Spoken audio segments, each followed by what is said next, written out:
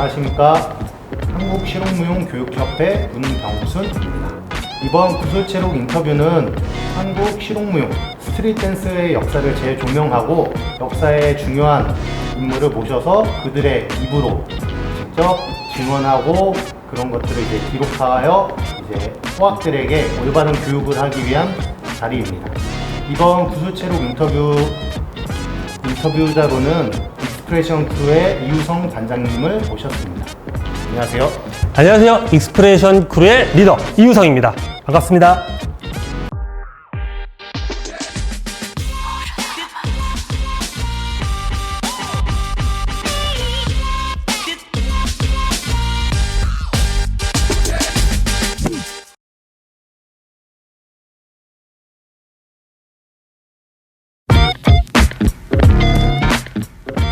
저는 1992년도에 이우성과 턴테이블스라는 팀을 만들어서 SBS 꾸러기 콘테스트라는 그 대회에서 3주 연속 그리고 연말 결승까지 대상을 하면서 프로로서 데뷔를 했고요. 그 이후에는 1997년도에 정식으로 비보이 팀을 만들었어요. 그게 바로 이제 익스프레션 크루고요. 왜냐면 그 전에 90년도 중반에 이제 문라이트 활동을 하고 할 때 팀 이름이 없었으니까 뭐 우성이네 팀, 우성스 브레이커 뭐 이런 식으로 불리다가 97년도부터 뭐 피플 크루라든가 여러 가지 이제 팀 활동을 팀들이 나오면서 팀 이름이 필요한 거예요. 방송 활동도 하고 행사를 하려면. 그래서 만들었던 게 97년도에 익스프레션 크루였고요.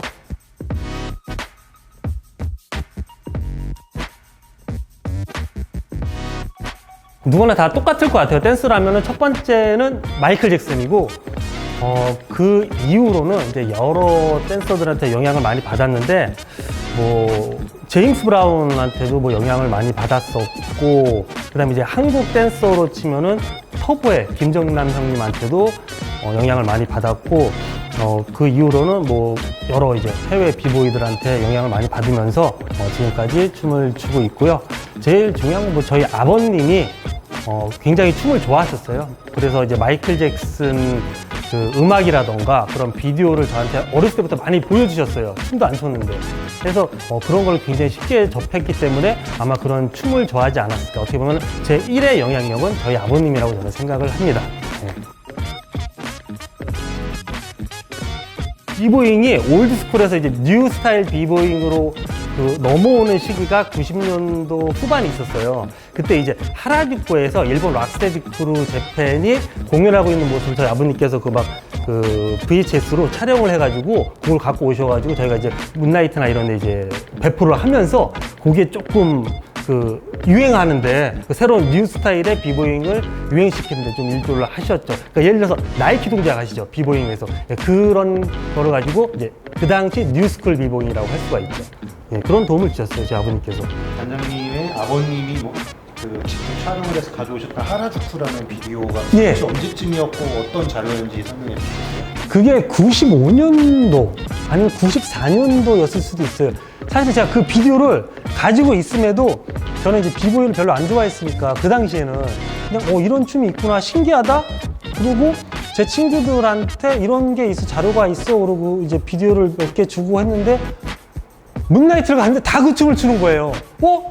이거 내가 있던 자료에서 봤는데 물어보니까 저희 아버님이 찍으신 그 자료 거기서도 트렌드가 뒤쳐졌던 거죠.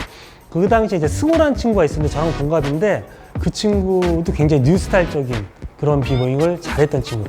나이키에서 웜을 차고 내려오면서 푸드워크를 하면서 윈드밀 하면서 프리를 잡는데 그게 뭔가 옛날에 이제 한 동작 이렇게 사이드라든가 뭐 통통이 원핸드 클랩 뭐 이거하고는 달랐어요. 근데 정작 새로운 자료를 갖고 있음에도 불구하고 저는 그 당시 비보잉을 하질 않았으니까 그래서 뒤늦게나마 열심히 노력을 했죠. 네. 이를 악물고.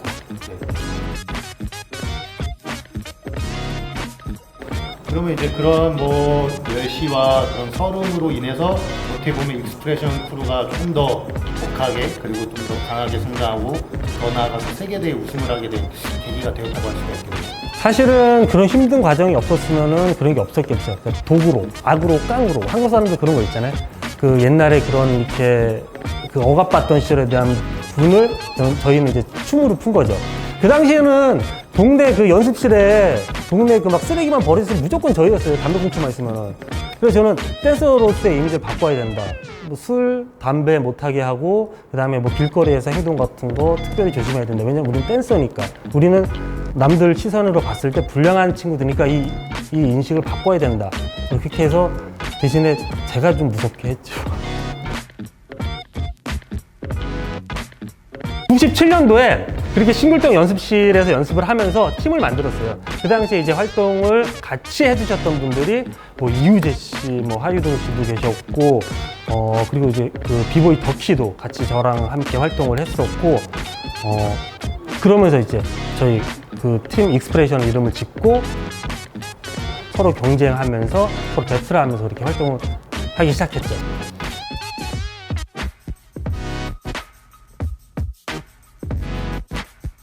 예, 제가 90년도부터 춤을 췄는데 사실은 본격적으로 춘 거는 현지장과 와와, 특히 이제 원래 형님과 준엽이 형님 춤을 보면서 그때 이제 본격적으로 춤을 추기 시작했고요. 그러던 것이 제가 이제 92년도에 꾸러기 콘테스트라는 대회 연말 대상 우승을 받았어요. 3주 연속하고 연말 대상까지. 그런데 계속 이제 그때는 토끼춤이었죠. 뉴잭스윙을 하고 계속 춤을 추는데 그때 이제 힙합이 들어오기 시작한 거예요. 듀스, 서태지의 그 하여가가 들어오면서 근데 점점 제가 이제 트렌드에서 밀려나기 시작을 하는 거예요. 남들은 다 힙합을 추는데 저는 계속 토끼춤 추고 있고. 그러던 와중에 이제 저희 아버님이 갖고 오신 자료가 있었고, 그때 이제 제가 전미래 재즈 발레단이라는 곳에서 조금 이제 재즈 발레를 배우는데 거기서 윈드밀을 하시던 분이 계셨던 거예요. 그거 보면서 이거다. 내가 지금 트렌드에 뒤처져 있지만은 이 힙합을 이기기 위해서는 전혀 다른 춤을 춰야지 이걸 이길 수 있다는 생각으로 그때부터 비보잉을 추기 시작했죠. 그러니까 95년도부터 본격적으로 비보잉을 하기 시작한 것 같아요.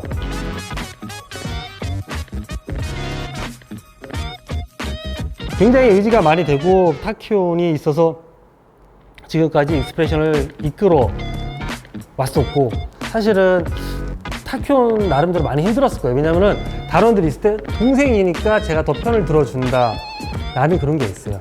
사실은 뭐 동생이기 때문에 좋은 것도 있지만 동생이기 때문에 더 뭐 힘들었던 적도 있었을 거예요. 저도 제가 들은 바로 더 혼났다고. 이 사람이 있고 동생이 있어. 근데 이 사람을 혼내야 돼. 괜히 얘를 혼내는 거야. 보라고. 이렇게 옛날 방식인 거죠. 그러니까 이제 타키온도 굉장히 그거를 많이 힘들어 했어요. 그러니까 그것도 막 하다 보면서 이제 나이가 드니까 서로 이제 이해를 조금씩 하는 거예요. 왜냐하면 옛날 같은 경우도 이제 뭐 사실은 뭐 급여가 밀려도 타키온부터 밀리고 왜 나만 먼저 자기 생각에는 동생이니까 먼저 생각을 해줘야 되는데 나는 동생이니까 봐줄 거라고 생각하고 이 의견 차가 엄청 있어요. 이 다른 단원들이 뭐 생각 못했던. 아무튼 뭐 나는 근데 진조는 또 어떻게 되는 거야? 그 스키마하고 윙하고 안 싸우나? 서로 서운한 건 없나? 이게 동생하고 형하고 하는 게 힘든 점도 또 있어요. 서운한 것들. 근데 동생이 형한테 서운한 게 많은 거죠. 형보다는. 그럼 또 이제 서운한 거 말고 좀 좋은 점이 아마 많지 않을까요? 그래도 팀워크라든지. 좋은 점? 오글거려서. 그 이제 뭐 믿고 맡길 수 있는 것들, 뭐 그런 것들이. 근데 지금은 이게 나이를 먹다 보니까 더 눈치를 많이 봐요. 뭐 할 때마다 눈치도 많이 보고. 누가 제가 동생 눈치를 보죠.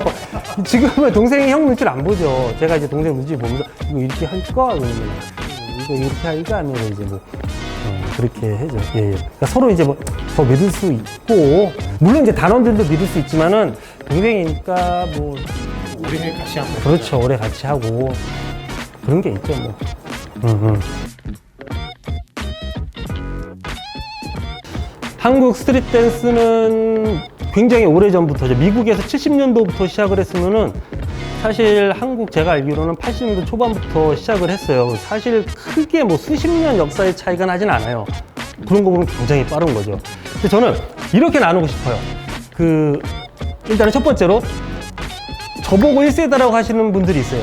저는 제 입으로 제가 1세대라고 한 적이 없습니다. 왜냐면은 저보다 선배분들이 계시기 때문에 이렇게 생각할 수가 있어요. 익스프레션으로 인해서 글로벌해졌다. 비보이 세대가. 자, 제가 생각하는 1세대는 옛날 뭐 스파크, 서브웨이 팀 그 형님들께서 그 비보이 활동을 하시고 했던 그것이 1세대고, 그 다음에 2세대로 치자면은 저희 익스프레션 크루, 피플 크루, 그 다음에 뭐 TIP라던가 이런 팀들이 문라이트 그 이후 세대로 해서 같이 서로 배틀을 하고 대회를 열면서 배틀 오브 더 이어 우승을 하고 UK 챔피언십 우승을 하고 글로벌하게 알려지고 비보이 뮤지컬이 생기고, 그러면서 비보이 성수기 완전 그 대중들한테 알려지는 그 시기가 2세대라고 할 수가 있고, 3세대는 심채기 아시죠? 2000년도 후반부터 2009년도 10년도부터 내리막길을 걷기 시작했죠. 많은 스폰서들이 빠지고 대중들에 대한 관심이 끊어지고, 그때부터 침체기가 약 10몇 년간 갔죠. 그러면서 저는 마리오네트 공연을 계속 하고 있었고, 자, 그럼 4세대는 뭐냐? 4세대는 앞으로 올 세대, 비보이 올림픽을 준비하고 그것을 이끌어 나가는 세대. 그렇게 4가지 세대로 제 나름대로 정리를 하고 있습니다. 일단은 그 교본보다는 사실은 홍보의 목적을 두고 제가 97년도, 8년도에 익스프레이션 다큐를 낸 이후로 여러 가지 이제 비디오를 냈어요. 그때는 이제 컴퓨터도 없던 시절에 제가 사촌 형 집에 가서 이제 그 형님이 학교 가셨을 때 거기서 이제 그 컴퓨터를 가지고 편집을 해가지고 그렇게 이제 막 비디오를 내고 편집을 하고 이제 그런 시절이 있었어요. 근데 그러던 게 나중에 정식 소니 뮤직에서 비디오를 정식으로 출시하게도 됐고요. 그런 거를 보고 많은 친구들이 보고 배웠다라고 해줬을 때 저는 굉장히 고마웠고요. 저는 그냥 이제 홍보의 목적으로 그런 비디오를 만들었는데 그걸 보고 배웠다고 하는 친구들이 있으니까 굉장히 고맙더라고요. 그래서 저도 사실은 이제 다른 이제 해외 뮤지션들의 비디오, 근데 거의 이제 뭐 뮤직비디오였죠. 뭐 바비 브라운이라든가 아니면은 뭐 텔레비를 보면서 뭐 마이클 잭슨이라든가 그런 걸 보면서 많이 배우게 됐고요. 교본이란 거는 예전에 이제 브레이크 댄스라는 교본이 있긴 했는데 사실 뭐 책 보고 배울 수 있는 건 별로 없더라고요. 비디오는 보고 배울 수가 있는데 아무튼 저는 이제 그 방송이나 뭐 그런 뮤직비디오를 보면서 많이 배웠어요. 예.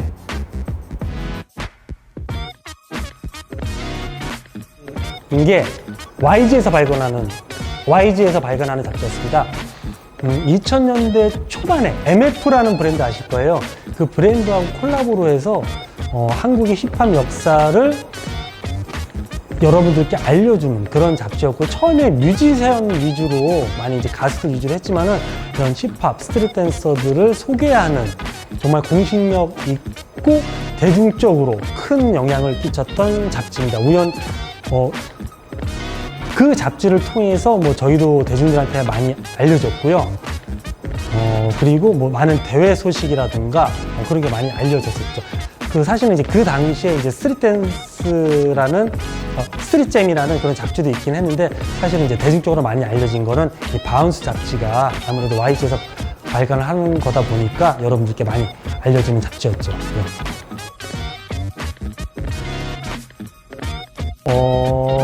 97년도, 8년도였던 것 같아요. 예, 그때 댄스 고시라는 방송 프로그램이 있었는데 거기에 이제 LL 브라더스가 있었고, 잘 아실 거예요. 그 임페리얼 JB라고 그런 이제 비보이 팀과 그런 그 팝핑 댄스 팀이죠. 그 댄스 자료가 계속 넘어오던 시기가 96년도, 7년도였던 것 같아요. 그걸 보고 이제 한국 댄서들이 많이 춤을 배웠고, 일본의 주라는 그룹이 있었어요. 그 혼성 팀이었는데 여자 2명에 남자 6, 7명인가? 야이야 있어요. 하여튼 야야야라고, 그걸 보면서 한국 가수들이 굉장히 많이 카피를 했죠. 카피를 하면서 또 발전을 했죠. 이제 그게 넘어오던 시기가 90년대 후반. 제가 처음에 뉴잭스윙, 토끼춤을 막 추면서 인기를 막 끌다가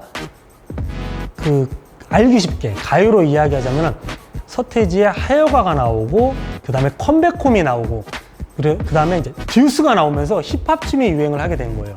그 당시에 저희는 뉴잭스윙, 토끼춤을 계속 추면서 그래도 다시 뉴잭스윙, MCMO 춤이 유행을 하겠구나 라고 저는 끝까지 고집을 피웠죠. 하지만 계속 흐름은 힙합으로 가고, 이게 대중가요 자체가 힙합으로 가게 되니까 춤부터 의상, 모든 문화가 힙합으로 가게 되고, 저는 점점 유행 지난 댄서, 유행 지난 춤, 유행 지난 옷을 입는 사람, 그렇게 되는 거예요. 한 번 트렌드를 놓치게 되니까 그걸 이제 걷잡을 수가 없더라고요. 그러다가 이제 비보잉에 대해서 관심을 갖게 되고, 저희 아버님께서 그 찍어오신 자료를 보면서 거기에 매력을 느꼈죠.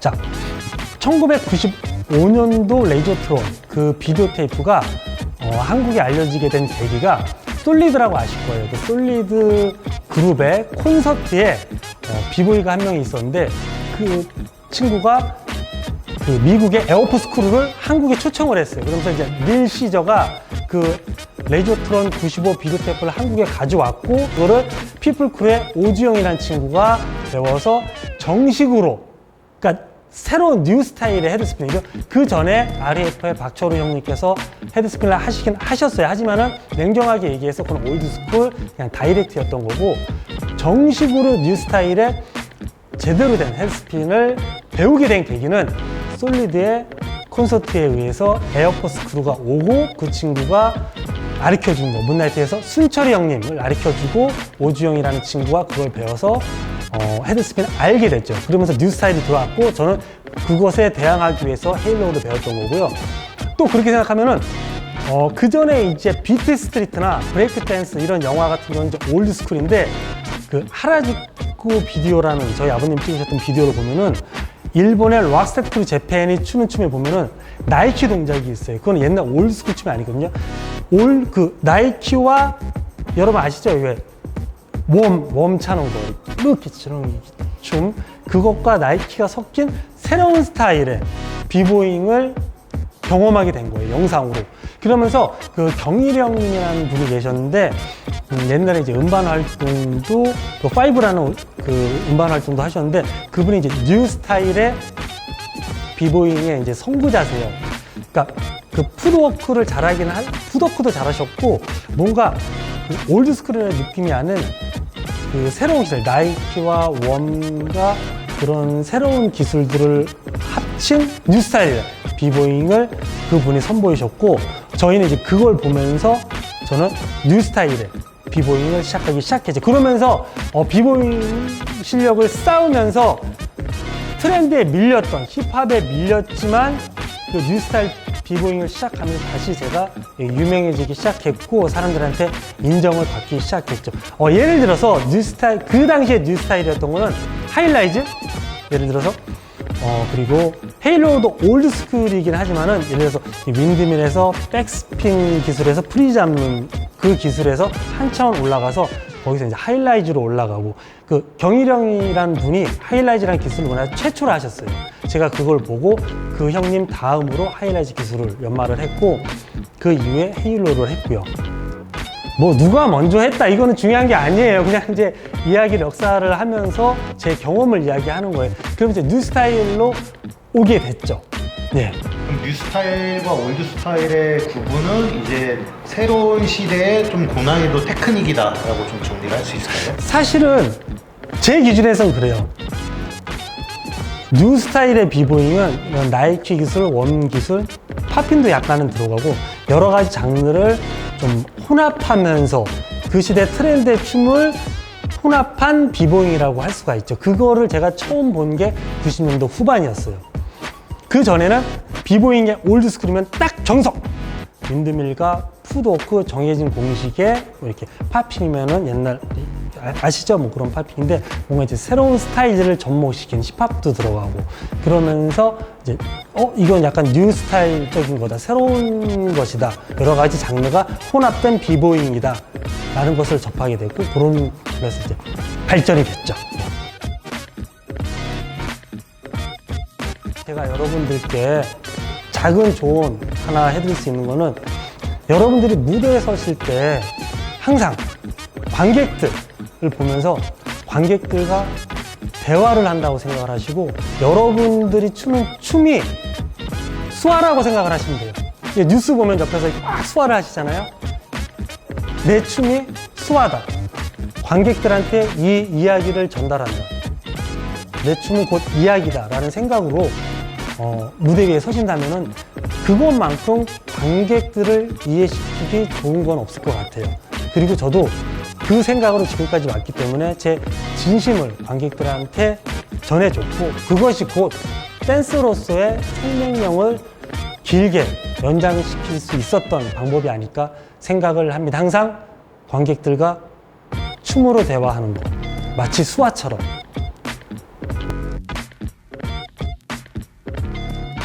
그래서 항상 단원들 볼 때 실력도 중요하긴 했지만은 서로 이건 팀 생활이기 때문에 자기를 낮추고 자기의 시간을 줄이고 팀을 위해서 희생할 수 있는 친구들을 우선적으로 뽑았어요. 그랬기 때문에 익스프레션이 발전을 했던 거라고 생각을 하고 그 친구들의 희생이 있었기 때문에 익스프레션이 그렇게 클 수 있었다. 지금까지 살아남을 수 있었다. 라는 이야기를 할 수가 있습니다. 예. 그러면 어떻게 보면은 이제 교육이라기보다는 이제 팀 활동을 통해서 이제 자체적으로 이제 성장할 수 있게 이제 어떤 기반 틀을 마련해 주셨다고 할 수가 있겠네요. 또 그 교육이란 거는 사실은 그런 게 있어요. 예를 들어서 뭐 비보이 덕키 같은 경우도 처음에는 제가 이제 가르쳐 준다라고 하고 이제 만났지만은 어느샌가 이 친구가 저를 뛰어넘게 되고 그러다 보니까 제가 그 친구를 보고 이제 배우게 되는 거예요. 근데 대부분의 단원들이 그랬던 것 같아요. 처음에는 춤이 좋아서 왔었고 이제 저를 믿고 왔었는데 이 친구들이 성장을 하게 되면서 저는 처음에 이제 막연하게 이제 동생들로만 봤는데 나중에 이 친구들한테 배우게 되는 거예요. 그 성장하는 모습을 보면서 이게 사실은 이 교육을 한다는 것 자체가 또 내가 배우는 거구나, 배울 수가 있는 거구나. 그러면서 서로 가르치고 서로 배우는 그런 단체가 된 거죠. 예.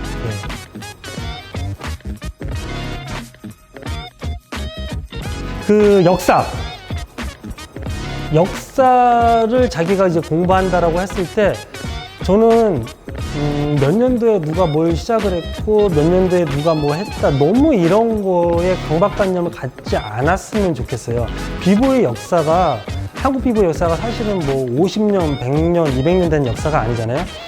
옛날 뭐 한국 뭐 기록이라든가 뭐 한글의 역사라든가 이런 거 제대로 알아야겠죠. 하지만은 너무 누가 무슨 기술을 했고 뭐 이것보다는 사실은 뭐 예를 들어서 제가 헤일로우를 공식적으로는 제일 먼저 했죠. 그렇다고 제가 지금 하는 후배들한테 야 내가 헤일로우를 제일 먼저 했으니까 네가 헤일로우를 할 때 나에 대해서 알아야 되고 나는 존경을 해야 돼. 그건 아니거든요. 근데 그 요즘 인터넷 보면 솔직하게 말씀을 드릴게요. 올림픽이 시작되니까 자기만의 역사를 쓰는 친구들이 많아요.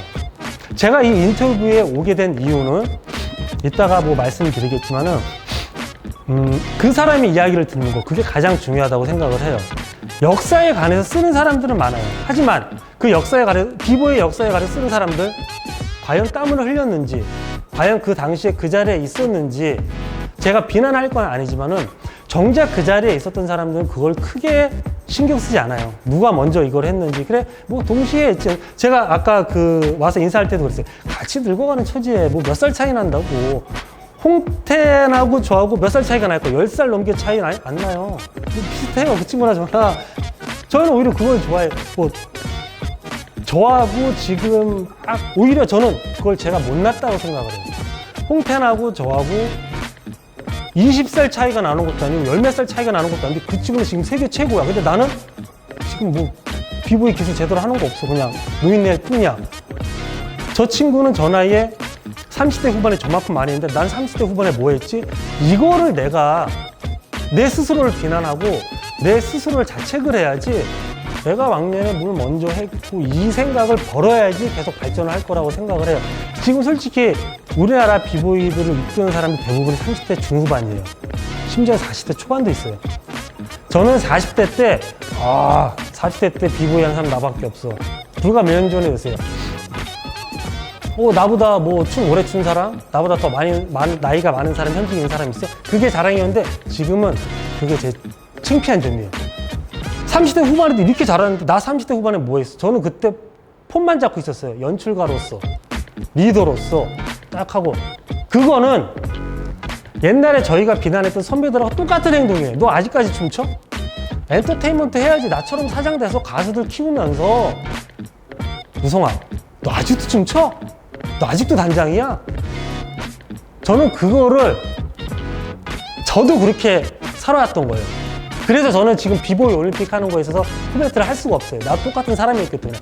제가 비보이 씬을 10년 동안 벗어났을 때, 야, 언제까지 배틀할 거야?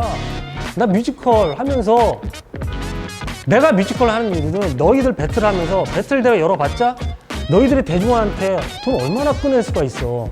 일본 봐. 대회할 때마다 5만 원, 10만 원씩 내는 걸 당연하게 생각하잖아. 근데 우리가 아무리 개 고생해봤자 관객들이 돈 내? 힙합은 무료 행사야. 비보이 배틀 무료 행사야. 돈 많은 아까워하는 사람들 위해서 우리가 피눈물 흘려보면 뭐 하냐고. 나 뮤지컬에서 돈 벌려고 그랬던 사람이에요. 저는. 언제까지 배틀할 거야? 너 언제까지 춤출 거야?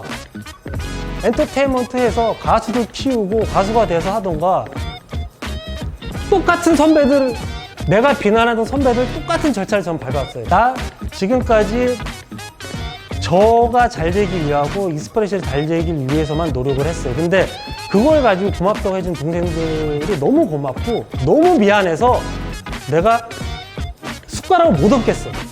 난 오늘 그 얘기를 하려고 온 거야. 결국은 저조차도 옛날에 그런 선배들하고 똑같은 절차를 밟았어요. 자격지심 때문에. 내가 이걸 못 이뤘으니까 뒤에 빠져서 아유 비보이들 이러다가 이제 없어져. 근데 올림픽을 해? 굉장히 놀랐어요. 그리고 다른 선배들도 그럴 거예요. 사실은 다른 선배들도 아유 야 아직까지도 비보이에 뭐 엔터테인먼트 해야지, 크게 사업해야지, 무슨 비보이야. 그랬던 사람들 다 정신 차리고 저처럼 리스펙하고 있을 거예요. 그러니까 저는 앞으로의 역사가 더 중요하다고 생각을 합니다. 그러니까 누가 몇 년 뒤에 뭐 했고 이것보다는 이제 앞으로 나가야 될 역사들 응원해 주는 거, 그걸 좀 더 신경을 써줬으면 좋겠어요. 선배들이 밟았던 절차를 밟지 말고 서로 리스펙하면서. 리스펙.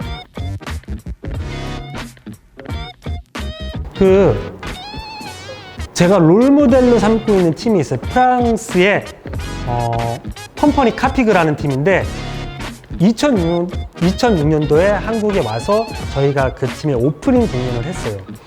기술적으로는 마리오네트가 훨씬 뛰어났죠. 하지만 70분짜리 공연을 하는데 이건 예술성이 너무 깊은 거야. 거기에 이제 단장님은 프랑스의 무공 훈장까지 받았어요. 와, 예술로 인정받고 정식 그 학교로서, 수업으로서, 실용 예술로서, 실용 무용으로서 인정을 받는 거죠. 사실 저는 그 학교 수업이나 이런 수업을 받으면서 이런 춤을 춘 게 아니기 때문에 굉장히 이제 이런 스트릿 댄스 쪽으로 보수적이었죠. 방금 전에 말씀드렸듯이. 시대는 바뀌고 있어요. 저는 아날로그를 경험을 했고 디지털을 경험을 했어요. 그렇기 때문에 지금까지 살아남았고, 최대한 장점으로 감사하는 거는 제가 더 늙기 전에 코로나 시대를 경험을 했다는 거예요. 그래서 살아남을 수 있었죠. 그럼 지금 시대는 코로나 시대를 겪고 있기 때문에 그 이후를 준비할 수 있을 거예요. 시대는 변하고 있어요. 저도 이제는 실용 무용, 실용 예술에 대해서 스트릿 댄스가 그 안에 포함되고 그 학과에 들어간다는 거를 이제는 받아들여요.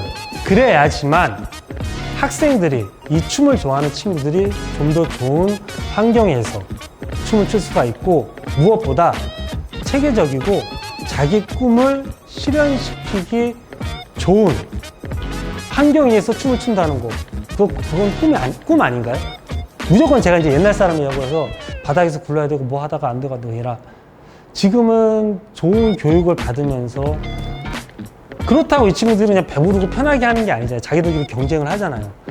그래서 저는 이제는 정말 필요한 게 아닐까. 필요한 장르가 아니고 필요한 장르이고 필요한 환경이라고 저는 생각을 해요. 제 자식은 이렇게 컸으면, 이 환경에서 컸으면. 그래서 실용 무용이라는 이런 장르와 이런 환경을 이제는 인정을 하고 장려한다는 거. 처음 이제 반대를 했는데 지금은 인정을 한다는 거. 이 시대가 바뀌었고 이것은 더 좋은 환경으로 바뀌기 위한 거다라는 거. 까놓고 얘기해서 제가 어디 가서 막 그 스트릿 댄서다, 비보이다, 한 5년 전, 6년 전만 해도 저는 비보이라는 거 숨겼어요. 너무 창피하잖아요. 애 아빠가 비보이래. 근데 이런 실용 무용학과가 생기면서 좀 더 고급적이고 학교에서 인정을 해서 나라에서 인정을 해주네? 그러면서 올림픽까지 생기네? 그러니까 이제는 어디 가서 비보이라고 이야기를 할 수가 있고, 비보이 선배라고 하니까 돈 많이 버나? 그래도 뭐 있나? 그래서 후배들한테 너무 고맙고 이 환경에 감사를 하는 겁니다. 제가 매년 몸소 이거를 체험하기 때문이에요. 전에는 창피했어요, 비보이라는 게. 하지만 어느 순간부터인가 어디서 당당하게 비보이라고 이야기를 할 수가 있어요. 왜냐하면 이런 실용무용학과가 생기고 비보이 올림픽이 생겼기 때문에 제가 체험을 하고 있습니다. 예.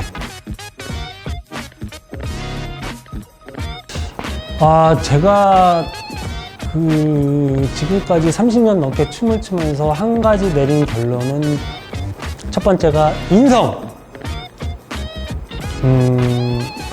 겸손 중요하고 배우려는 자세. 겸손을 해야 될 수밖에 없는 거. 지금 가장 잘 나가는 친구도 언젠가는 지금 잘 나가는 자기의 춤 때문에 오지가 되고 올드스쿨이 될 수밖에 없어요. 마이클 잭슨이 아무리 춤을 잘 췄지만 예를 들어 얼반 코레오 댄스를 잘 출 수는 없잖아요. 그러니까 일명 쿠세, 그러니까 버릇. 예를 들어서 저도 정남이 형님께 춤을 배웠기 때문에 각기의 쿠세가 있어요. 그리고 제가 오래 췄던 그 스타일 때문에 한때는 잘 나갔지만 한때는 인정받았지만 그 스타일 때문에 새로운 걸 잡기가 힘들어요. 제가 지금 항상 요즘에 연습하는 거는 트랩 음악에 뭐 팝핑존이라든가 뭐 아이글라이드나 요즘에 유행하는 친구들 그런 춤을 많이 연습을 해요. 요즘 트렌드를 얻고 싶어서. 1세대라고 저한테 많이 해주시고 오리지널 댄서라고 많이들 해주시는데 당사자는 그 소리가 듣기 싫어요. 왜냐면은 지금도 유행 댄서가 되고 싶거든요. 지금도 트렌드에 뒤처지지 않는 댄서가 되고 싶거든요. 욕심이긴 하지만 누구나 그럴 거예요. 그건 어떠한 댄서든 간에 예를 들어 제가 제이블랙을 굉장히 좋아해요. 하지만 제가 춤 스타일이 제이블랙처럼 되기 위해서는 요즘 시작한 친구들은 이전의 것이 없고 새로운 것만 받아들이기 때문에 가능할 수가 있어요. 하지만 제게는 이미 30년간 쌓였던 제 춤의 버릇이 있어요. 그래서 지금 트렌드의 춤을 얼반은 저스트셀크나 독특크루의 스타일을 춤을 제가 영입하기에는 옛날 스타일이 나와요. 그럼 다시 이야기하면 지금 제일 잘 나가는 친구들, 그 친구들도 10년, 20년 후에 트렌드를 계속 따라가기에는 무리가 있어요. 그래서 겸손해야 된다는 거. 언젠간 자기도 뒤처질 수밖에 없어요. 자기가 아무리 노력을 한다고 해도 지금 나의 그 춤 실력 때문에, 지금 내가 노력하는 것 때문에. 그럼 뭐냐면은 항상 겸손해야 된다는 거, 항상 배우려고 해야 된다는 거. 저는 지금 추는 비보이들 거 보면서 항상 연구를 하고 배우고 저희 연습실에 비보이 C4가 항상 와요. 그러면은 요즘 트렌드는 뭐야? 난 옛날에 줄리킹즈 굉장히 싫어했는데 줄리킹즈 스타일 좋아하고 요즘에 트렌드는 뭐야? 그러면 시노비 하는 거 보고 이게 무엇이야? 그러면서 계속 배우려면은 C4는 그게 너무 좋대요. 왜냐면 지금 트렌드를 계속 배우려고 하는 그 자세 안 되지만 형님들 다 잘 안 되지만 배우려고 하는 자세 그게 너무 좋다고 하더라고요. 여러분들 어쩔 수가 없어요. 사람은 뒤처질 수밖에 없어요. 그게 하늘이 주신 사람이 겸손할 수밖에 없는 이유인 거예요. 그러니까 나도 항상 뒤처질 수밖에 없는 사람이라는 걸 알고 항상 겸손하고 어떤 사람들을 대할 때 서로 인성에 관한 겸손을 생각을 하시고요. 항상 배우려는 자세. 후배들한테 자기는 퇴물이 됩니다. 어쩔 수 없어요. 지금 새로운 친구들을 인정을 하는 그 자세가 가장 중요하다고 저는 생각을 해요. 그게 오래 살아남을 수 있는 거고요. 제가 지금 40대 중반이에요. 제가 살아남으려면 어떻게 해야 될까요? 지금의 후배들을 보면서 가리키려고 하는 게 아니라 배우려고 하는 자세. 그게 제가 앞으로 살아나갈 수 있는 길이고 살아나가는 방법입니다.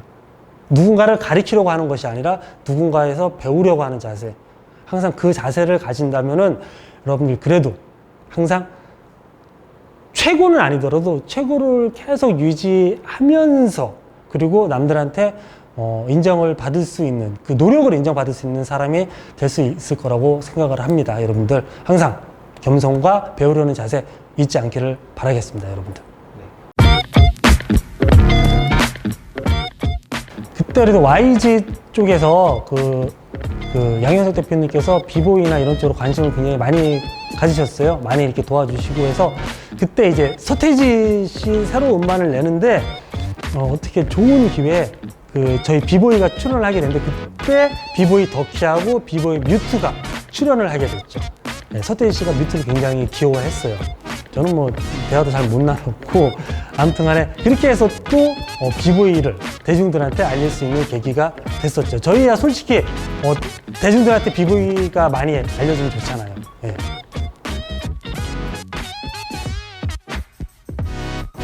장단 시절은 처음에 이제 이우성과 턴테이블스를 만들어서 뉴잭 스윙이었다가 이제 비보이 팀을 만들게 됐어요. 95년도부터 비보이를 했는데 같이 이제 활동하면서 잊혀진 친구들도 많아요. 이제 그러면서 하다가 이제 문라이트에 입성을 하게 되면서 쟤네 뭐 우성이라도 우성스 브레이커스를 만들었어요.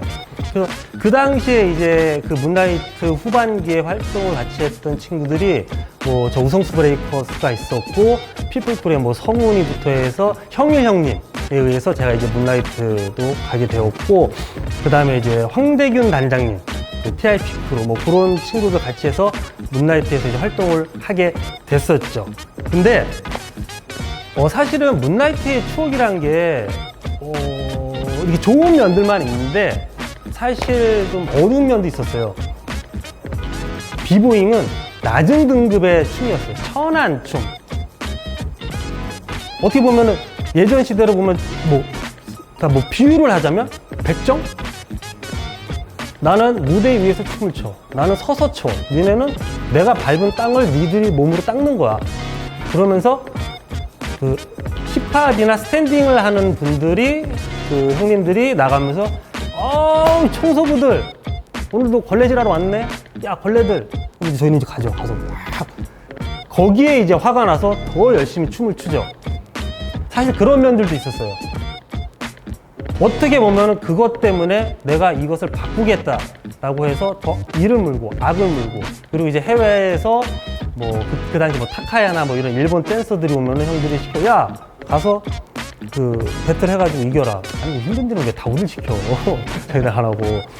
그리고 이제 비보이들이 춤을 추면은 비보이들이 문라이트에서 춤을 추는 시간은 5시 반 이후 모든 장사가 다 끝나고 그때 음악을 틀어주는데 그 이후에는 이제 춤도 못 추고 이러고 있다가 그때 가서 막 춤을 추죠. 그러다 보면 이제 막 뭐 물수건 던지는 사람들도 있고 사실은 굉장히 그때 멸시를 많이 받아서 문라이트가 종료된 이후에 물론 좋은 추억도 있었지만 여러분들 역사를 알려면 비보이들이 이렇게 힘들었다는 거를 알아야 돼요. 선배들이 정말 댄서로서 취급을 못 받았어요. 지나갈 때 그냥 머리 툭툭 맞으면서 뭐 이 걸레 같은 놈들 그러면서 그런 거를 들으면서 비봉이 키우기 시작했고요. 대회도 없었고 그러면서 이제 저희들만의 연습실 신길동 연습실 사실 저희들 세대는 문라이트보다는 이야기하는 데가 있어요. 야, 그 신길동 연습실 왜냐면 그 안에서는 모두가 평등했으니까 다 비보이들이고 거기서는 그 누구도 비보이를 무시하는 사람이 없었어요. 실력이 좋으면은 이제 거울 앞에서 춤추고 문라이트에서 선풍기 앞에서 춤을 춘 것처럼 하지만 그 당시에는 무서운 형들이 많았기 때문에 뭐 더 얘기하면은 뭐 그런 건데 아무튼 좋은 추억도 있었지만은 사실은 열악한 환경에서 저희들만의 그 세대를 구축을 하고 장소를 구축을 했고 그곳이 기회가 돼서 서로 경쟁을 하면서 대회를 만들고 그러면서 이제 어느 날 갑자기 피플 크루가 생기게 된 거예요.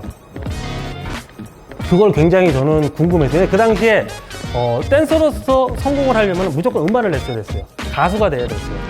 사실은. 근데 가수가 아닌데도 음반을 냈긴 했지만 피플크루도 가수가 아닌데도 자기들의 독자적인 무대를 만들고 활동을 할 수가 있네. 그게 제가 바로 꿈꾸던 거였거든요. 제가 그 당시 이제 임성은 씨의 그 안무가랑 백업 댄스를 하던 시절에 그걸 보고 이게 가능성이 있는 거구나. 그래서 가수의 꿈을 접고 뭐 노래를 못하는 것도 있었지만 정말 이거를 가지고 나는 독자적인 그런 영역을 구축을 하겠다. 그렇게 생각을 하고 노력을 했죠. 예. 제가 그 당시에 그 백업 댄서를 하면서 방송국을 갔어요. 제 인생의 롤 모델 분들이 많이 계셨어요. 프렌즈의 영환 형님, 그리고 홍경준 누님. 난 커서 저렇게 되고 싶어. 근데 많은 선배분들이 이거 절대 선배분들을 비하하시는 게 아니라 얼마나 저희보다 더 고생을 하셨는지에 대해서 얘기를 하는 거예요. 그냥 그 방송국 계단에서 옆에서 신문지를 깔고 누워서 쉬고 계세요. 왜? 내가 봤을 땐 가수들이 더 못난 가수도 많은데 이렇게 훌륭하신 분들이 가수들은 저렇게 멋있게 딱 분장실에서 이렇게 하면서 근데 이렇게 대단하고 훌륭하신 분들은 대기실이 없는 거예요. 그 바닥에 누워서 이렇게 신문지 깔고 누워서 쉬시는 걸 보고 저는 그걸 납득을 할 수가 없었어요. 그러면서 오히려 더 그 댄서들만의 영향력을 구축을 하겠다. 물론 그 분들을 보고 제가 배워서 한 거겠지만은 그게 저희 힘들만은 안 됐고요. 근데 그걸 알아주신 분이 계세요. 그 엠넷이 생기면서 힙합 더 바이브라는 프로그램이 있었고 그때 신영관 PD님이란 분이 계셨는데 지금은 뭐 TVN 국장님, 엠넷 국장님이신데 그분이 최초로 댄스 팀의 대기실을 만들어 주셨고 그 다음에 가수가 나와요. 노래가 나와요. 안무가 누구누구. 전 그걸 처음 봤어요. 야, 이러면 할만 난다. 그 전까지 누가 안무를 했는지, 뭐, 방송국 가면 대기실도 없고, 그냥 가수들 끝날 때까지 뒤에서 기다리고 있다가, 근데 그분은 대기실을 따로 만들으시고, 안무가 이름을 넣어주셨어요. 그럼 안무가의 이름이 들어갔다는 게 90년대 후반, 2000년대 초반? 그렇죠. 예. 저는 솔직히 말씀드리면, 지난 몇 년 전까지만 해도 그 방식이 맞는 줄 알았어요. 오래된 세습이죠. 그러니까 예를 들어서 운동하시는 분들도 그 기합받고 이게 당연한 거. 나 때 그랬으니까. 그러니까 저는 그 뭔가 이제 군기를 주고 이걸 하나의 팀이 그때는 그 당시 최초였으니까 나는 정말 하나의 조직화된 팀을 만들고 싶었고 이것을 사업체로 만들고 싶었고 그러니까 대한민국 최초로 이런 비보이 스트릿 댄서로 사업자 등록증을 낸 게 저예요. 엄청나게 욕을 먹었죠. 왜 언더그라운드 힙합을 가지고 사업자를 내서 장사를 하려고 하느냐. 저는 이거 엔터테인먼트로 판을 키우려고 한 건데. 근데 지금은 다 그렇게 하고 있잖아요. 그러면서 이제 그 당시에 힙합을 한다고 하면은 이 통제가 안 되는 거야. 모든 사람들이. 그러니까 오히려 저는 그거를 더 통제를 하기 위해서 술, 담배 안 되고 심지어 어느 정도였냐면은 1년 동안 연습을 하면서 휴일이 하루가 이틀밖에 없었어요. 어쨌건 비보이 덕키가 와서 형 저희는 왜 쉬는 날이 없어요. 연습에 하루라도 쉬면 우리는 실력이 떨어지는 거야. 그걸로 인해서 저희가 뭐 우승도 하고 그런 건 있었겠죠. 근데 지금 되돌아보면은 굉장히 미안하고 후회하는 게 많은 게 저 솔직하게 말씀드리게 맥시멈 크루 같은 경우도 저는 이제 수많은 팀들이 저희 팀을 탈퇴를 했잖아요. 2003년도에 프랑스 힙합 플래닛 대회를 가가지고 이 친구들이 배틀을 하는데 그 배틀을 하는 와중에 밀리고 있는 거야.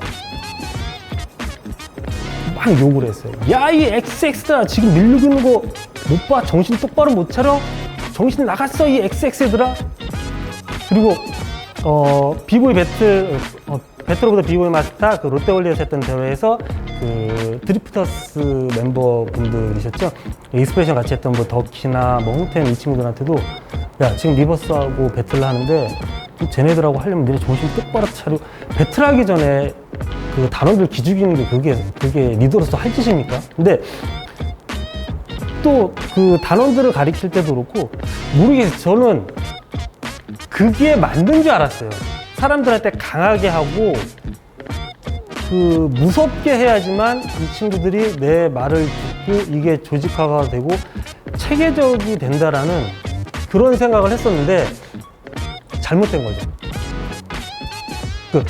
예를 들어서 실용무용학과가 생기고 이런 좋은 학교와 이런 교육적인 게 생기면서 저는 사실은 반대를 했어요. 다른 이야기까지 하는데 스트릿 댄스는 고생했어야지. 니네 바닥에서 잡았어? 스트릿 댄스? 이름 함부로 쓰지 마. 니들 신문지 깔고 연습실 없는 데서 바닥에서 피 터지면서 해봤어? 이랬죠. 근데 제가 아버지가 되니까 생각이 달라지더라고요. 저는 내 아들이, 내 자식이 스트릿 댄스를 춘다면은 저 같은 사람이 없는 곳에서 좋은 조건에서 좋은 환경에서 춤을 췄으면 좋겠어요. 나 같은 사람 안 만났으면 좋겠어요. 자기 욕심 때문에 자기 단원들한테 욕을 하고 자기가 못하는데 자기가 하던가. 왜 단원들을 훈련시킨다는 명목하에 자기 화풀이를 하고, 이게 운동 경기에 있어서도 세습이었잖아요. 이게 제가 자식을 낳으니까 달라지더라고요. 이런 실용무용 학과가 생기고 이런 거에 있어서 굉장히 반대를 하고 욕을 많이 했어요. 스트릿 댄스도 모르는, 뭐 배고픔도 모르면서 이렇게 편하게 학교에서 이런 무대 위에 서는 게 얼마나 힘든 건지. 이제는 그러지 않았으면 좋겠어요.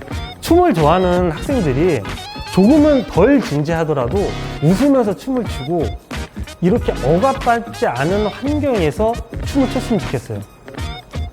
그러니까 제 자식을 보면서 생각이 달라지고, 아, 내가 잘못된 거였구나. 얼마 전에 인터뷰를 한 적이 있어요. 그때 형이 미안했어. 난 그때 그게 정답인 줄 알았어라고 했지만 그 인터뷰조차도 제가 봤을 때 너무 미안한 거예요. 그때 상처를 받았던 단원들을 생각을 하면은, 저도 솔직히 좀 전에 얘기했잖아요. 아, 바닥 닦는 애들, 걸레들, 그게 상처가 돼서 그 얼굴이 지금까지 트라우마로 있는데 그 친구들은 어떻게 했어요? 근데 다만 너무나도 고마운 건 지금 저 인스타나 뭐 페북을 하면서 그 친구들이 형 그래도 그 시기가 있었기 때문에 자기가 있었던 것 같아요 라고 많은 친구들이 인사를 해줘요. 대신 용서하겠다는 얘기는 안 해줘요. 형을 위해 그런 얘기는 안 하고, 형이 왜 그랬는지는 저도 알 것 같아요. 저도 이 팀을 운영하고 뭐 하다 보니까 그런데도 뉘앙스가 형이 좀 심했던 것 같아요. 근데 그래, 저는 정말 뭐랄까, 자식을 낳아보고 제가 이제 이 시기가 지나가고 욕심을 내려놓고 보니까 얼마나 잘못됐나. 이제 이거는 바뀌어야 된다. 이런 좋은 환경이 생기고 이런 좋은 학과들이 이런 좋은 교육을 가르쳐주는 환경이 돼야지만 정말 춤을 좋아하고 아름다운 환경이 되지 않을까. 그걸 느끼게 되더라고요. 뭐 팀이 어떻게 탄생하게 됐느냐부터 이 얘기까지 왔는데, 아무튼 처음에 굉장히 고생하면서 그렇게 모였어요. 그러면서 강압을 많이 받았지만 그때 제 생각은 틀렸어요. 지금 너무나도 후회합니다. 1999년도에 아디다스 세계 힙합 페스티벌이 최초로 열렸었고, 이제 해외 팀들을 불러서 하는 월드 힙합 페스티벌, 예, 아디다스에서, 그리고 이제 피플크루 쪽 그 관련되신 분들하고 존재하고 해서 그걸 열었었고, 제가 그걸 보면서 비보이들로만 해서 대회를 세계대회를 나도 열고 싶다 해서 첫 번째 대회를 열었던 게 2001년도 배틀 오브 더 비보이 마스터였고요. 사실은 제가 배틀 오브 더 이어를 개최하기 위해서 그 대회를 열었던 거예요. 그래서 마신 하라다, 그러니까 토마스가 오질 못하니까 마신 하라다를 초청을 해서 그분이 아시아의 그 판권을 갖고 있었기 때문에, 그래서 그 미국의 뭐 쿠조라든가 라코스크루, 그 다음에 그 서클 오브 파이어의 그 오브랑 뭐 여러 친구들을, 그리고 스파이탈 라커스, 그 다음에 익스프레션이 참가를 하는 대회를 열었었죠. 사실은 예선전 없이 익스프레션 크루만 출전을 해서 욕을 많이 먹긴 했는데, 일단 뭐 예산적이나 시간적인 면도 있었지만은 사실은 저희가 먼저 뛰고 봤어야 돼. 아니, 일단은 저희가 먼저 이거를 성립을 하고 그 이후에 그림을 그려야 된다는 그런 야심이 좀 있었어요. 네, 그렇기 위해서 좀 제가 추진 강하게 해서 그 세계대회를 열었던 거고, 어찌됐든 간에 그때 그래서 이제 그 미국 팀이 우승을 했었죠. 그 배틀 오브 더 비보이 마스터 대회. 그 이후에는 이제 믹스드 배틀을 열면서 뭐 리마인드를 초청을 했고, 그 다음에 이제 미국의 로니도 초청을 해가지고 좀 해외 댄서들을 한국에 데려와서 좀 해외 스타일을 좀 많이 보여줘야겠다. 이제 그런 생각들을 좀 많이 했죠. 2001년도에 더 브레이크, 그러니까 브로드웨이 브레이크라는 뮤지컬이 있어요. 그게 그 설도윤 단장님, 그 1992년도 SBS 스토리 콘테스트 그 심사위원이었던 그 설도윤 단장님, SBS 그 당시 단장님이었고 지금은 설앤컴퍼니 대표님이신데, 그분이 미국 브로드웨이 뮤지컬 브레이크를 한국에 갖고 오셨어요. 저희가 이제 그거를 이제 홍보를 했었는데, 그때 이제 스킬 매더스하고 여러 팀들이 최초로 비보이 힙합으로만 1시간짜리 공연을 한국에서 보여준 게 그때가 최초입니다. 2001년도 더 브레이크라는 뮤지컬이었고, 그때 로저 지라는 리더가 있었는데 그 친구가 마스크를 쓰고 공연을 했어요. 롤러스케이트를 타고. 그러니까 제가 마스크에 대한 영감을 받은 게 그때 처음이었어요.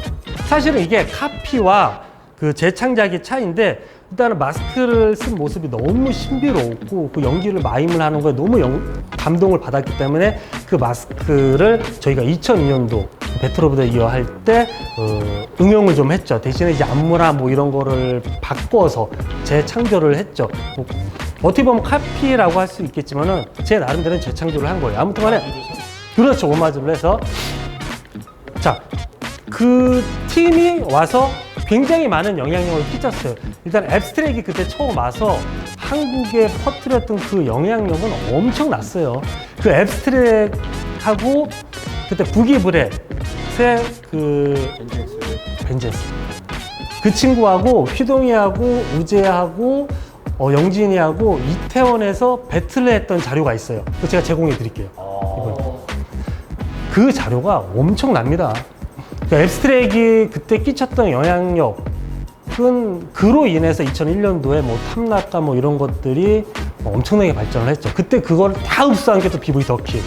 그 일명 익스프레션 탐락이라고 하는 게 그렇죠. 굉장히 유명한 일화인데요. 비보이. 예, 맞아요, 맞아요. 예. 원장님이 앱스트랙한테 배웠다는. 예, 맞아요, 맞아요. 근데 저는 배우도 그거를 소화할 능력이 없었는데 덕키가 그거를 많이 소화를 해냈고 그 재창조를 또 해냈죠. 자기 스타일로. 그러니까 제가 마스크를 로저지를 보고 영감을 얻은 거를 제 스타일대로 재창조를 한 것처럼. 저희나 자바워키즈나 같은 마스크를 쓰지만 아이덴티티가 틀리잖아요. 뭐 그런 거죠. 더 발전을 시키던가 아예 다른 스타일로 가던가.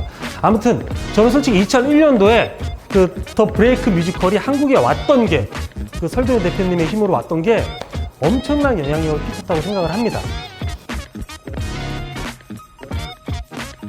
저희의 이제 선발전이라고 하기엔 그렇고 한국 팀으로는 이제 저희만 나갔고 제가 이제 이벤트 형식이었으니까 세계 이런 팀들 사실은 그때 쿠조가 너무 보고 싶었고 아이반을 부르려고 했는데 아이반을 한 명 부를 비용으로 이 팀을 다 부를 수가 있는 거야.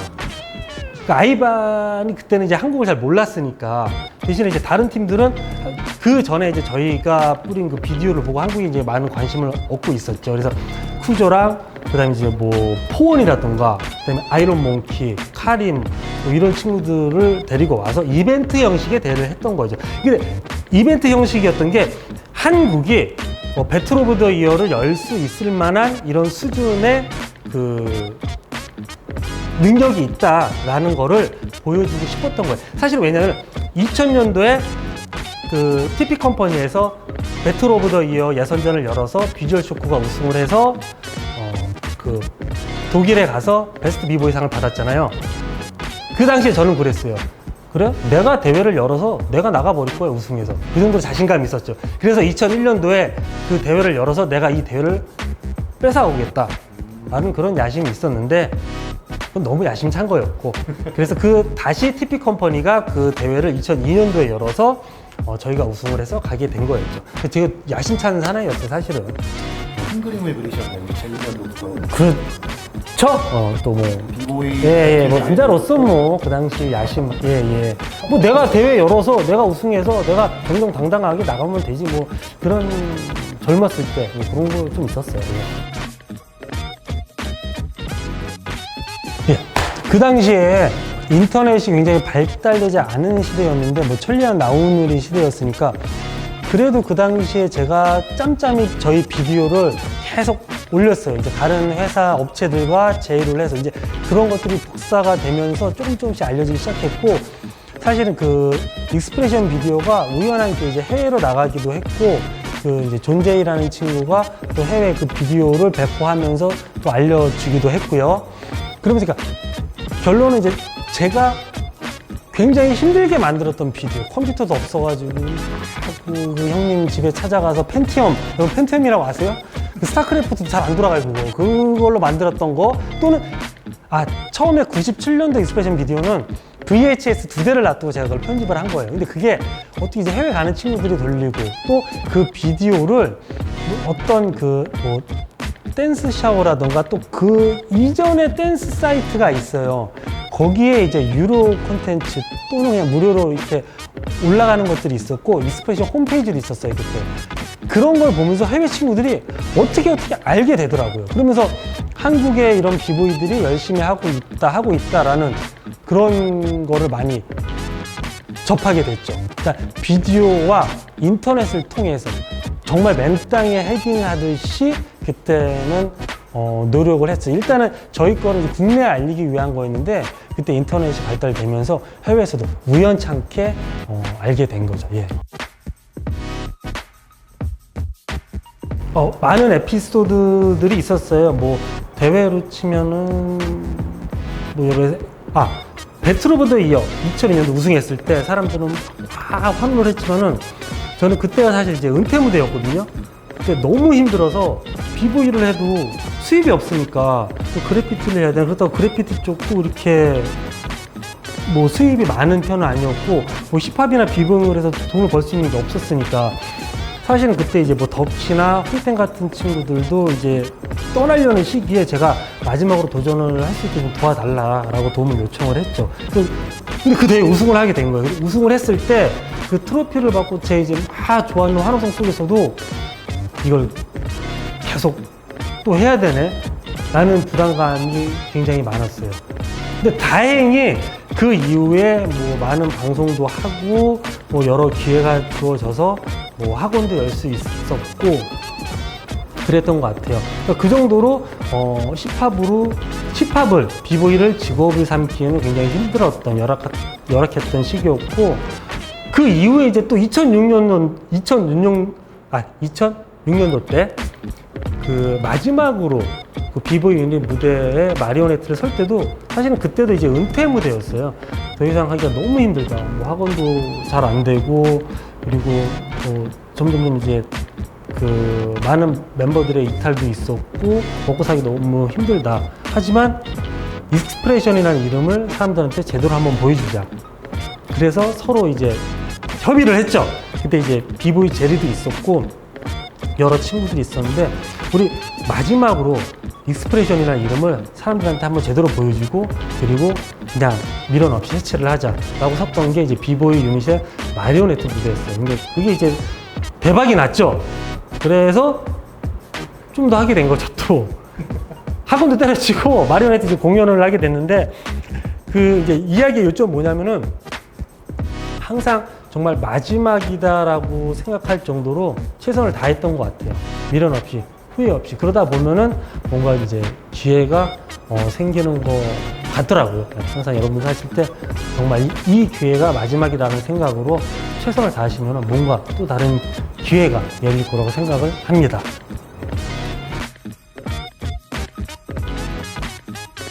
저는 개인적으로 이제 퍼포먼스를 굉장히 좋아했어요. 제가 처음 춤을 출 수 있게 된 계기도 그 꾸러기 콘테스트라는 92년도 SBS 그 댄스 콘테스트였고요. 그 다음에도 이제 주로 안무 위주로 춤을 많이 춰왔고, 그렇기 때문에 항상 좋은 퍼포먼스, 좋은 쇼를 보여줘야지만 인정을 받을 수 있다. 그리고 쇼는 남에게 보여줘야지 혼자 잘 춘다고 되는 게 아니다. 이런 거를 항상 생각해 왔기 때문에 퍼포먼스에 대한 그런 항상 목표가 뚜렷했고요.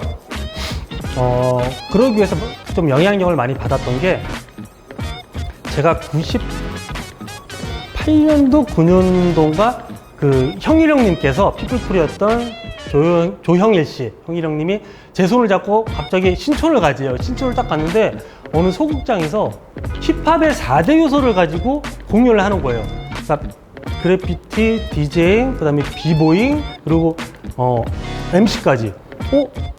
이런 게 가능했네? 보니까 렉스 형님이 됐던 거예요. DJ 렉스 형님. 그때 킥킬업이란 팀을 만드셨고 인터넷으로 홍보를 했는데 그 천리안 나우누리라는 그런 그때 그 당시 막 모뎀 시절에 그런 동호회를 만들어가지고 그런 공연을 처음 보게 된 거예요. 이런 게 가능하네? 그 이후에 피플 크루가 99년도인지 2000년도인지 그 힙합으로만 힙합의 4대 요소를 가지고 공연을 하게 된 거예요. 롯데월드에서 정기 공연을. 그거를 자주 가서 봤죠. 야, 이게 30-40분 이상 되는 공연을 그냥 이런 힙합 요소를 가지고 이게 가수가 아닌데 가능하구나. 그리고 그 이후에 저희가 좋은 기회가 돼가지고 롯데월드 무대에 서게 됐는데 저는 춤만 가지고 공연을 하는 걸 목표로 잡았죠. 그러니까 뭐 MCing이나 디제잉이 들어가지 않고 오로지 춤만 가지고 30분 이상을 끌 수 있는 그런 공연. 그리고 2001년도에 더 브로드웨이 뮤지컬 브레이크가 왔을 때 그때 로저 지어하고 그다음에 다른 댄서들이 저한테 한 이야기가 있어요. 5분짜리, 15분짜리 퍼포먼스는 누구나 다 만들 수 있다. 60분 이상으로 사람들한테 감동을 줘라. 60분 이상짜리 퍼포먼스로 기승전결을 만들어서 사람들한테 감동을 줘라. 라는 그 이야기를 저한테 했어요. 그 이후에 스탬프나 뭐 이런 많은 공연들이 있었잖아요. 그런 공연들을 보면서 항상 목적을 가지게 됐죠. 언젠가는 나도 그런 60분 이상의 공연을 만들어서 사람들한테 작품을 보여주고 싶다라고 생각을 했는데, 그렇게 롯데월드 공연을 하면서 많은 경험을 쌓았죠. 경험을 쌓으면서 욕도 많이 먹었죠. 놀이공원 댄스팀이라고. 하지만 그 안에서 태어난 게 마리오네트예요. 왜냐하면 롯데월드는 무대가 높고 관객들이 저만치 있어요. 그리고 오프된 공간이기 때문에 관객들을 집중시키기가 굉장히 힘들어요. 그리고 롯데월드 무대를 서본 사람은 알 거예요. 굉장히 힘들어요. 기가 빨릴 정도로. 무대가 흔들리기도 하고 조명이 굉장히 높게 있고 대낮에는 햇빛이 비치고 관객들은 유동 관객이기 때문에 입장렬 관객이 아니니까 언제든 자리를 뜰 수가 있어요. 그 사람들을 휘어잡으려면 40분 동안 휘어잡으려면 철저하게 관객의 입장이 돼서 공연을 만들었어야 됐어요. 그 경험으로 인해서 저는 마리오네트를 만들 수가 있었죠. 마리오네트가 나오기 전까지 익스프레션 뭐해? 아, 놀이공원 팀이야. 뭐 탈바가지를 써? 그런가 봐. 그런 무시를 굉장히 많이 당했어요. 왜냐면 비보이는 배틀을 나가야 되고 솔로 춤을 잘 춰야 됐으니까.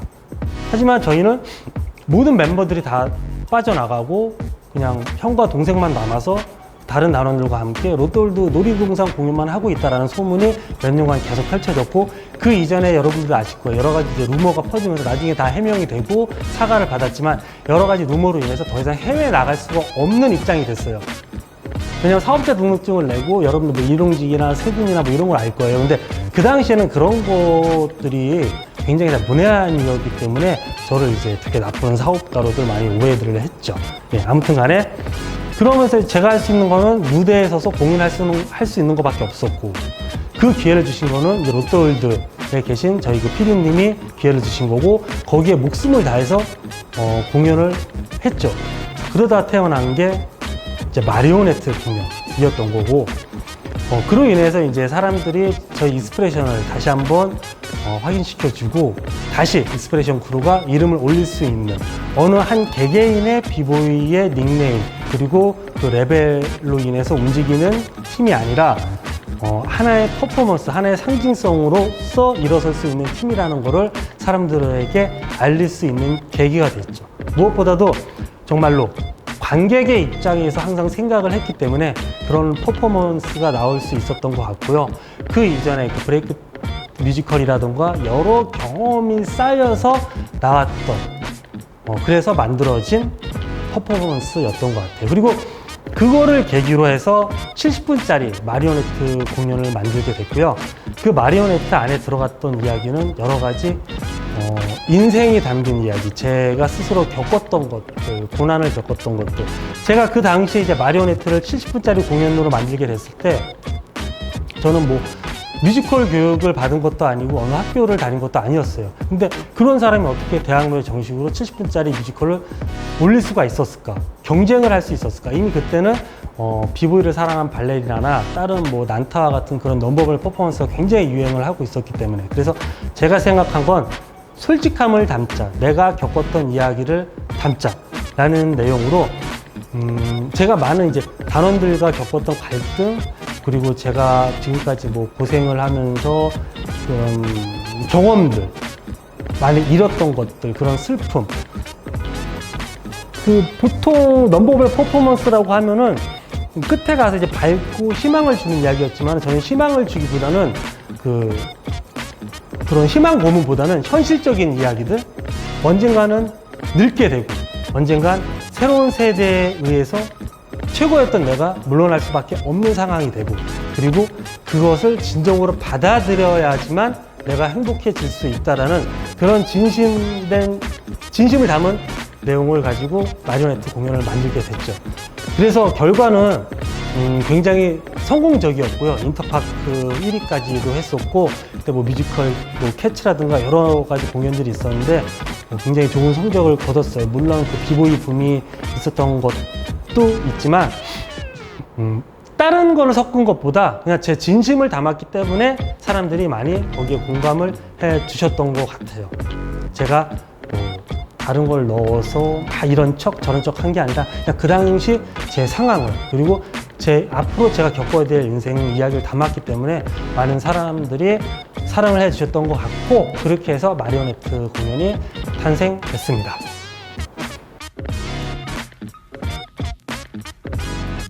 항상 생각나는 사람이 있습니다. 저와 동갑이었던 제 친구 윤상용 씨. 왜냐하면은 제 기준으로 많은 사람들이 해석하는 역사가 있을 수 있어요.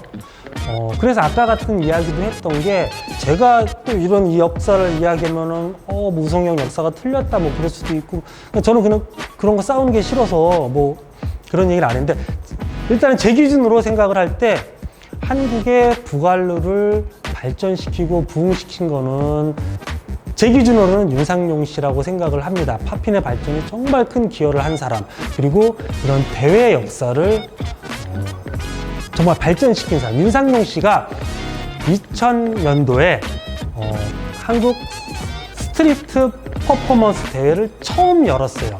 NI21이라는 그 롯데월드 안에 있는 스튜디오에서 한국 스트리트 댄스 서밋이라는 볼1, 거기서 익스프레션 크루가 우승을 했죠. 네. 그 대회를 열면서 그때 그 스키터 랩이 또 오셨고, 일본의 OGS도 오셔가지고, 한국이 이제 북알루랑 비보이 그런 붐이 굉장히 많이 일었었고요. 그때 이제 스파르타니 라커스가 그때 또 와가지고 또 그런 비보이적인 퍼포먼스적인 거, 그런 것도 많이 발전이 됐고, 그 친구는 스트릿잼이라는 대회를 열었었고, 또 비보이잼이라는 대회를 열어서 아주 그냥 재산을 다 탕진을 하고, 지금까지도 제가 그렇게 얘기를, 왜 자기 돈을 들여서 이렇게 저조차도 그랬어요. 왜냐면은 그 당시에 대회는 자기 사비로 해서 대회를 여는 거예요. 솔직히 여러분들 같은 경우 보면은 자기 재산을 들여서 자기 사비로 대회를 열겠어요? 이렇게 유료 입장이 안 되는 이런 상황 속에서. 근데 그 친구는 했고, 제가 그 친구가 스트릿잼 그 댄스 잡지를 들고 홍보를 하는 걸 제가 봤어요.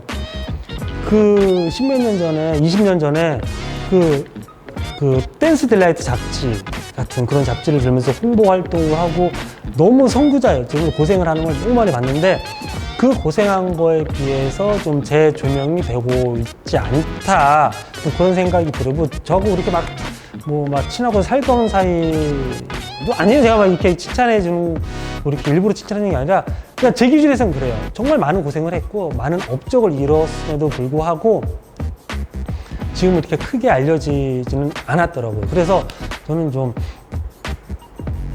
그 친구에 대해서 조금 더 알려주셨으면 좋지 않을까라는 그런 생각을 합니다. 그렇게 되면 또 그 친구와 또 그 세대 때 어울려 있었던 그런 역사가 또 들어오고, 그 친구 이후로 뭐 한국의 OGS라든가 코리아 KOGS라든가 뭐 그런 북알루의 뭐 그런 역사라든가 그런 게 또 알려지고 또 그러면 좋잖아요. 또 뭐 다른 분들이 아는 역사도 있겠지만은, 아무튼 그 친구가 한국 스트릿 댄스에 일조한 역사가 있다라는 거는 명확한 사실이니까 그 친구를 추천을 합니다. 여러분이 생각하는 것보다 인생은 길어요. 여러분들의 춤 인생도 길 거고요. 지금 옆에 있는 동료들하고 좋은 관계를 유지를 했으면 좋겠어요. 저도 이제 세월이 지나다 보니까 그런 것들이 많이 아쉽고 서운하니까, 그 시대에 제가 왜 그랬을까, 그런 후회하는 점들이 많이 있더라고요. 내가 생각보다 이렇게 오래 춤을 출 줄 몰랐어요. 근데 여러분들도 생각보다 오래 춤을 추실 것 같아요. 그러면은 좀 더 길게 보시는 거, 길게 계획을 잡는 거, 당장 이번 대회, 당장 다음 달에 나가야 될 거, 그것 때문에, 내 욕심 때문에 내 주위 사람들 너무 억압하기보다는 그래 우리의 인생은 기니까 우리 이 순간을 즐기고 감사하자라는 마음으로 항상 모든 일을 하시면은 앞으로 남은 긴 인생이지만 그 긴 추운 인생 10년 후에도 20년 후에도 후회 없는 추운 인생 그리고 즐거운 인생이 되실 거라고 생각을 합니다. 인생을 길게 보고 가까이 있는 사람들, 바로 옆에 있는 사람들하고 항상 그날 즐겁게 춤을 추셨으면 좋겠습니다. 네. 지금까지 구술자 이우성님을 통해 실용무용사, 스트릿댄스계의 비보이의 사적, 사건 및 환경에 대해 살펴볼 수 있었습니다. 오늘 이렇게 말씀해 주신 내용을 바탕으로 저희가 잘 기록하여 후학들에게 잘 활용될 수 있도록 연구하도록 하겠습니다. 오늘 이렇게 귀한 시간 내주셔서 정말 감사합니다. 감사합니다. 고맙습니다.